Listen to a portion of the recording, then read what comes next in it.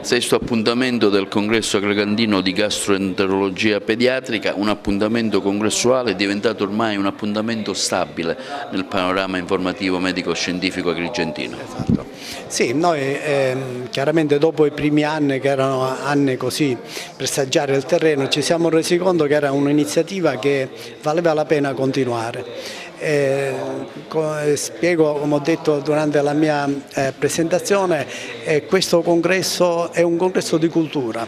Noi, diciamo, l'argomento di base è sempre quello medico, gastroenterologico, pediatrico, con la presenza dei relatori di fama internazionale. E poi abbiniamo di anno in anno un argomento diverso dalla medicina, quindi un po' così a 360 gradi, culturale in genere. Quindi gli altri anni abbiamo utilizzato l'adozione di un monumento agrigentino, altri anni alle opere letterarie dei nostri letterati, Sciascia e Pirandello, eccetera.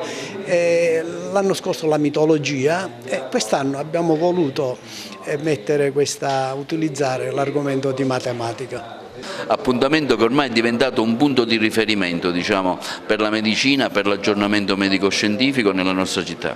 Sicuramente sì, assolutamente sì, e noi speriamo che ci sia il settimo, l'ottavo e nella numerazione anche quelli a venire. È ovvio che deve essere così, perché è giusto che non ci si fermi e non si adagi su quelle che sono le conoscenze pregresse. La medicina è una scienza in divenire e noi, come ogni anno, associamo al nostro congresso qualcosa che parallelamente va avanti con la medicina e che negli anni e nei secoli ha sempre dato un contributo anche alla stessa medicina. Abbiamo parlato di cultura, abbiamo parlato di arte, abbiamo parlato di scienza, oggi parliamo di numeri.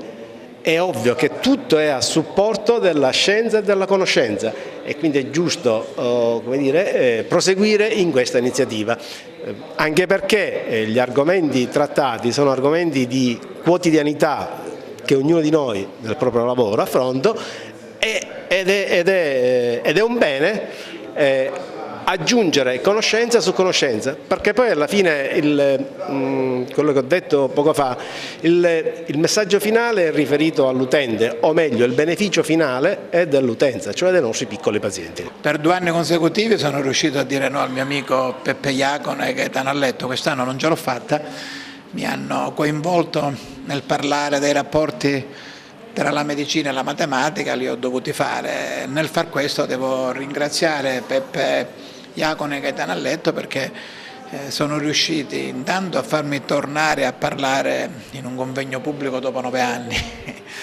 e a far ritrovare la mia dimensione che non fa parte più della mia vita ma che resta parte importante della mia vita. E poi sono riuscito a farmi fare una cosa che dubitavo qualcuno potesse riuscirci, cioè a farmi parlare di matematica, io che odio la matematica, che cancellavo i numeri quando dovevo studiare sulle pagine del libro.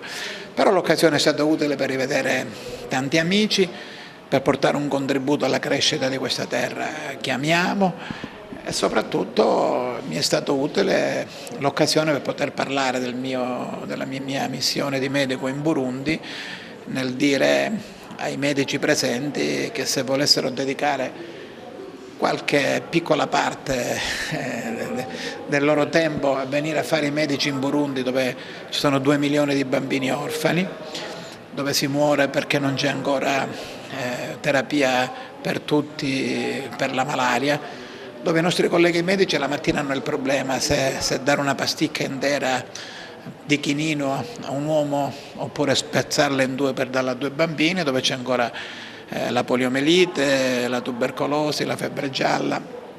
E posso assicurare loro che se verranno lì non saranno loro a portare speranza, ma torneranno in Sicilia ricchi di fiducia nei confronti della vita e soprattutto di speranza, perché quella gente che non ha niente, che vive di stenti e di sacrifici, è però straordinariamente ricca di speranza e riesce a trasferirti una capacità di amare la vita straordinaria, quindi posso garantire loro che in cambio del loro tempo riceveranno questa bellissima soddisfazione.